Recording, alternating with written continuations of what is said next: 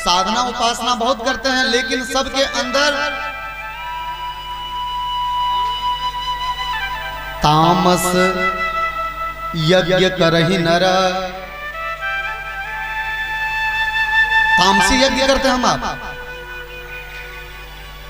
तामस धर्म करहि नर, जप तप मख व्रत दान, देवन बरसहि धरनी बैन जाम धाम। तामसी यज्ञ करते हैं, तामस से जब तप योग साधना उपासना करते हैं, उसका परिणाम हम आपको सुखद नहीं मिलता। करहि क्रोध जिमि धर्म ही दूरी, अगर क्रोध हम आप करेंगे तो धर्म हम आपसे ऐसे दूर हो जाता, ऐसे दूर हो जाता है। कैसे? जैसे बारिश हो जाए, चाहे बरसात मौसम हो चाहे आजकल हो, जिस समय वर्षा हुई तो वर्षा होने के बाद आप कहीं पर धूल कण खोजिए, धूल कण आपको बिल्कुल नहीं मिलेगा। जब घनघोर बारिश हो जाए, घमासान बारिश हो जाए, तो आप वहां पर धूल कण खोजेंगे, मिलेगा क्या? नहीं मिलेगा, सब गीला हो जाता है ना मिट्टी। ठीक उसी तरह श्रोता भगवान, जब हम आप अपने जीवन में योग जप तप साधना उपासना जो भी काम करते हैं, जो भी अच्छे कर्म करते हैं, अगर उस समय क्रोध कर जाते हैं ना, तो हम आपका धर्म हम आपसे वैसे उतने ही दूर चला जाता है, उतना ही दूर चला जाता है जैसे वर्षा होने के बाद हम आपको धूल खोजने के बाद नहीं मिलता। इसलिए जीवन में साधना उपासना कम कीजिए, चलेगा, क्रोध आप मत कीजिए। क्रोध करेंगे तो क्रोध करने से हम आपसे दूर, धर्म बहुत दूर चला जाता है। प्रेम बोले भक्त वत्सल भगवान की जय।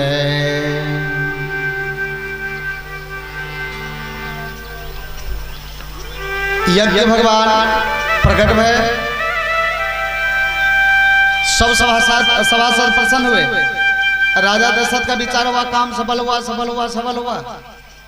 अग्नि भगवान बोले भैया, तो राजा दशरथ का विचारा हुआ, काम सफल नहीं हुआ। तब जो वशिष्ठ कछु हृदय विचारा, सकल काजु भा सिद्ध तुम्हारा।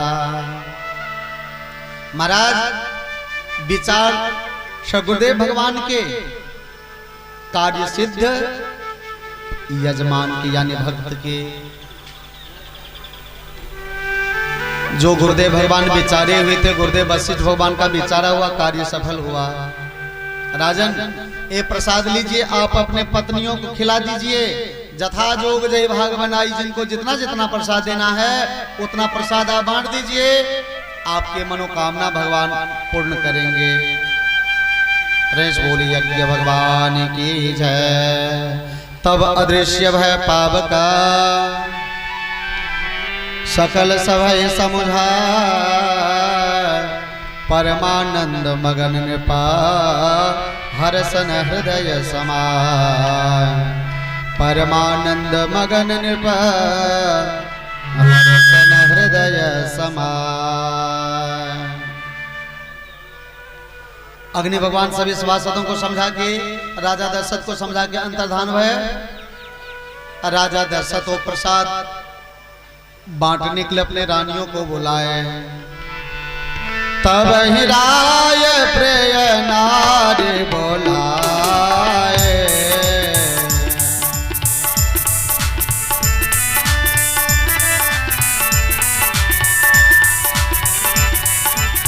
कौशल्यादि कहाँ चले आए, कौशल्यादि कहाँ चले।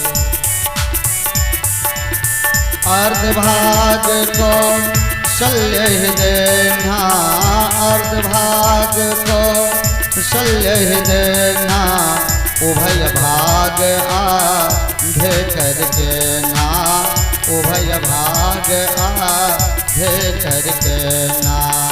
कौशल्या के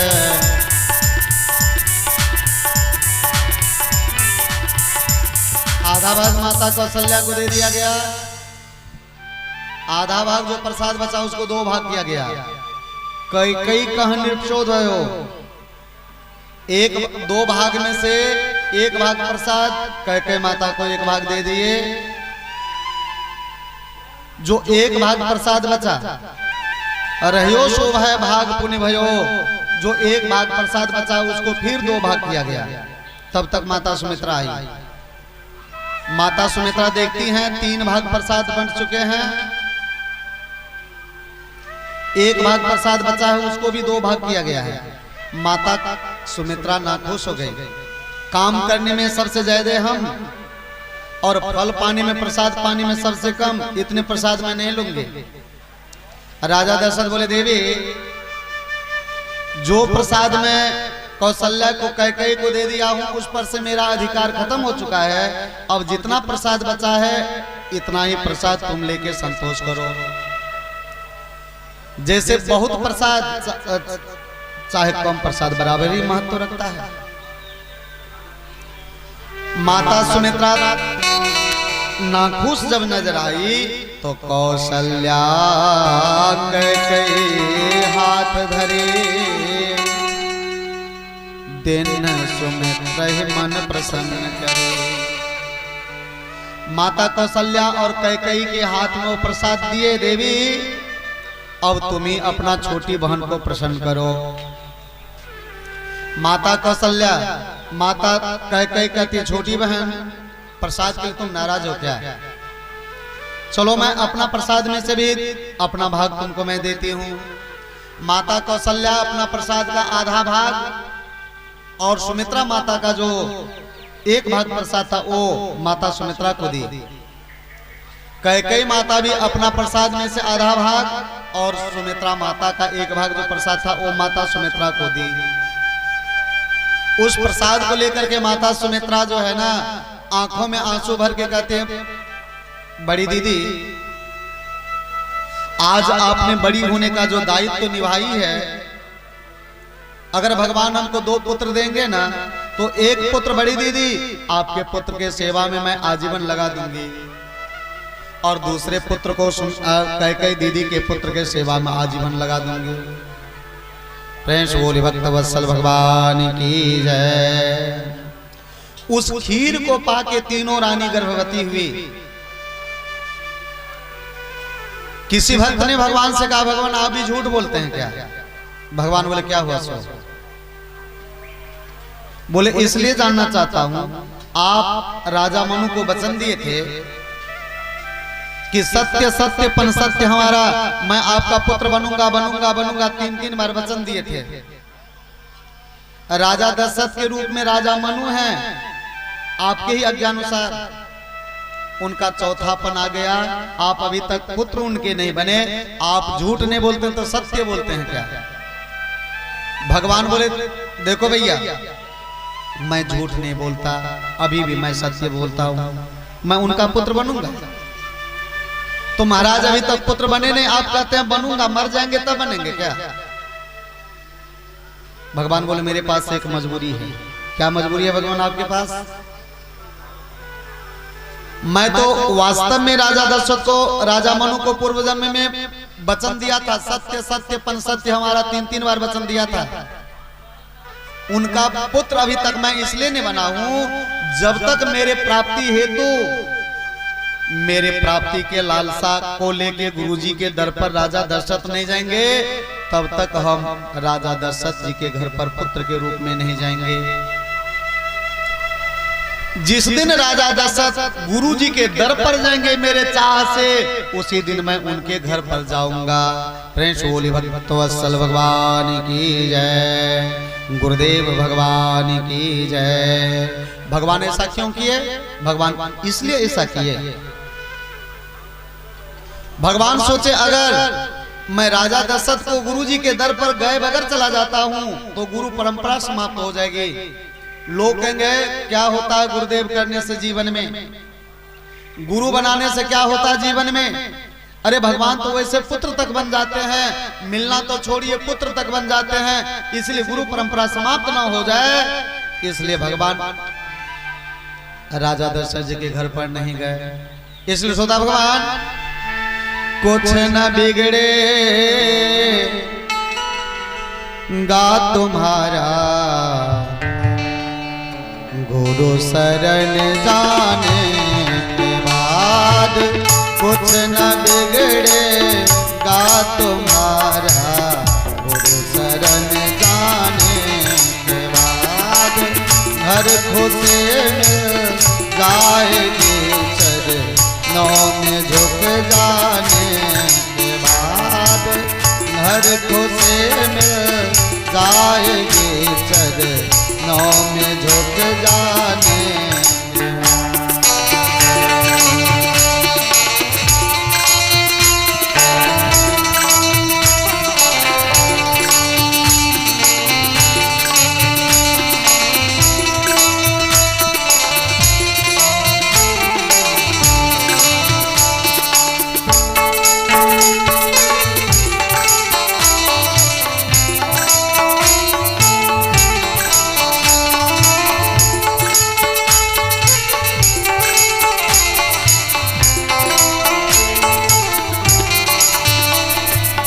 धर्म के मंजिल के राहे, धर्म के मंजिल के राहे कष्ट तो पाते हैं जरूर, धर्म के मंजिल के राहे, धर्म के मंजिल के राहे कष्ट तो पाते हैं जरूर, कष्ट तो पाते हैं जरूर।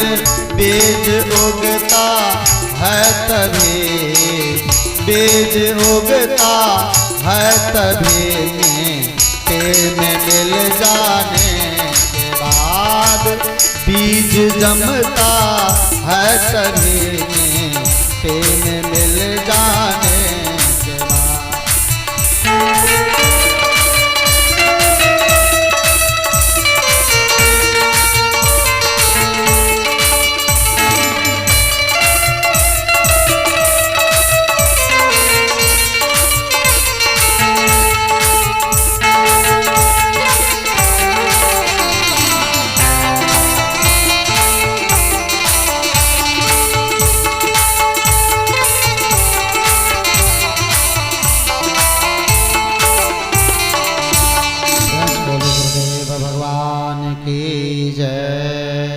इसलिए श्रोता भगवान, गुरुदेव भगवान के शरण में जब तक हम आप नहीं जाएंगे तब तक हम आप अपने आत्म कल्याण के मार्ग को प्रशस्त नहीं कर सकते। राजा दशरथ गुरुदेव भगवान के दर पर गए, गुरुदेव भगवान यज्ञ करवाए, यज्ञ भगवान उनको प्रसाद दिए। उस खीर को पाके तीनों रानी गर्भवती हुई।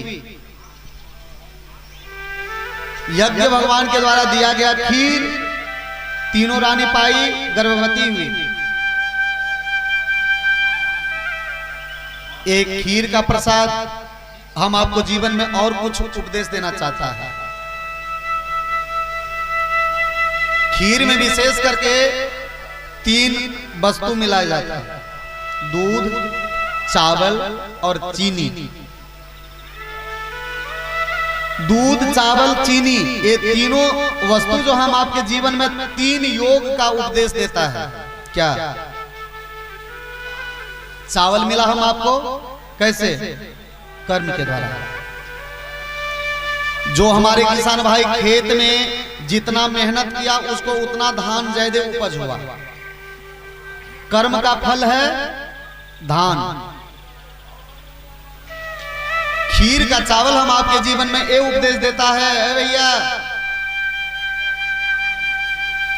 जितना सुंदर कर्म करोगे, कर्म योग का हम आपको जीवन में उपदेश खीर का चावल दे रहा है। भैया जितना सुंदर कर्म करोगे उतना मीठा फल प्राप्त करोगे। कर्म योग का उपदेश हम आपको दूध का और खीर का चावल दे रहा है। दूध क्या हम आपके जीवन में उपदेश दे रहा है? खीर होता है उज्जवल, ज्ञान भी होता है उज्जवल। खीर का दूध हम आपके जीवन में ये उपदेश दे रहा भैया, कर्म तो करो लेकिन ज्ञान से विचार के कर्म करो। चोरी भी करना कर्म है, घूमने वाले जीव का हिस्सा भी करना कर्म है। सुंदर कर्म करो, विचार के कर्म करो, किस कर्म करने से हम आपको सुंदर फल मिलेंगे, किस कर्म को करने से गलत फल हम आपको मिलेंगे। ज्ञान के द्वारा विचार के कर्म करो। ज्ञान योग का उपदेश हम आपको खीर का दूध दे रहा है उपदेश। आप दूध कितनों शुद्ध दूध दीजिए, चंदनचूर धान का चावल दीजिए खीर में, जब तक चीनी नहीं डालेंगे ना तब तक खीर पूरा पूरा मीठा नहीं होगा। पूरा मिठास खीर में लाने के लिए उसमें शर्करा यानी चीनी के जरूरी पड़ेगा।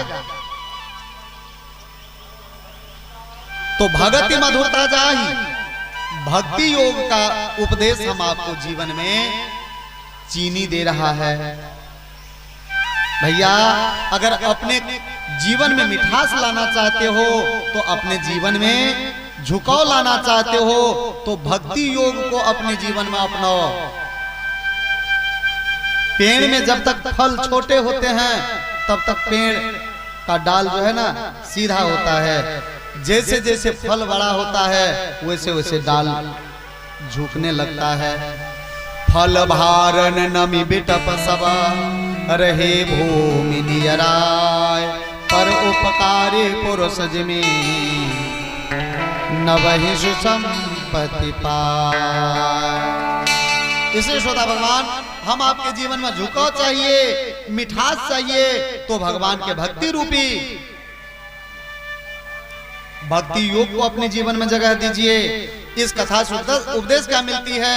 खीर को पाके तीनों रानी गर्भवती हुई। एक कथा हम आपके जीवन में यही उपदेश देती है। जो व्यक्ति, जो भक्त ज्ञान योग को, कर्म योग को, भक्ति योग को उदरस्त कर लेता है ना, यानी अपने हृदय में धारण कर लेता है, उन्हीं के यहाँ भगवान श्री राम जी का प्राकट्य हो जाता है। प्रेम से बोलिए भक्त वत्सल भगवान की जय, भक्त वत्सल भगवान की जय। ये वेद गर्भ सहित सब नारे,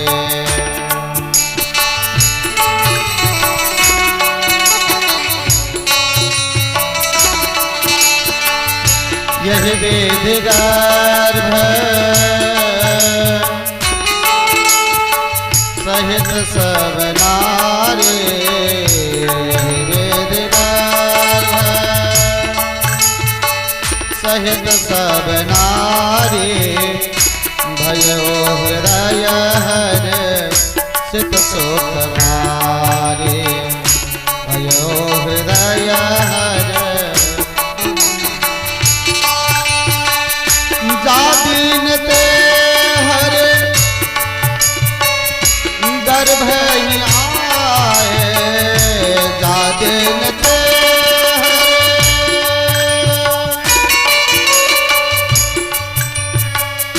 गर्भ ही आए, सकल लोक सुख संपत्ति खाए, सकल लोक संपत्ति खाए। मंदिर महासब राजे रानी, मंदिर महासब राजे रानी, शोभा से तेरे खानी, शोभा से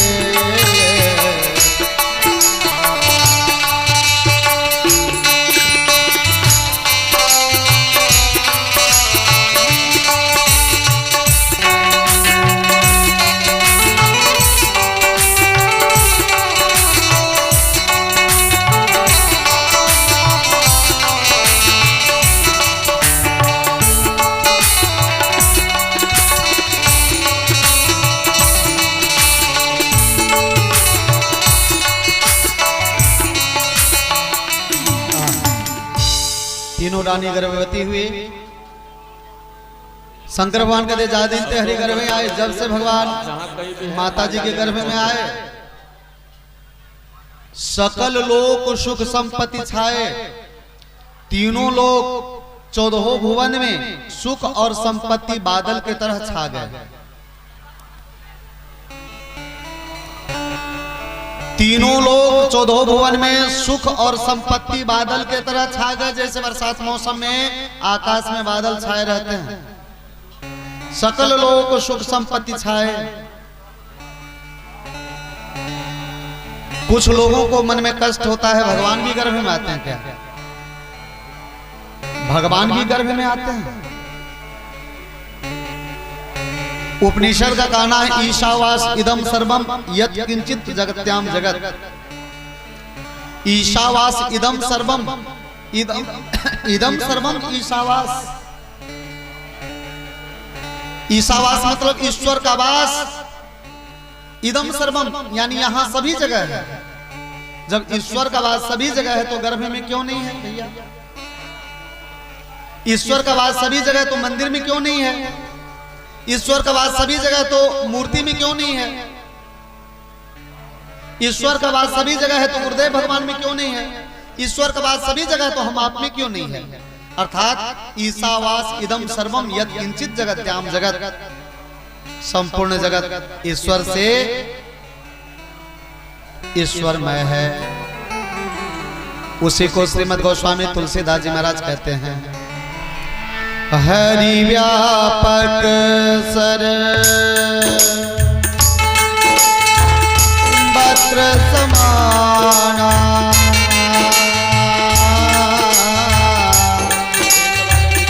प्रेम प्रभु प्रग कई मैं जाना। सिया राम जय जय राम, राम सिया राम जय राम।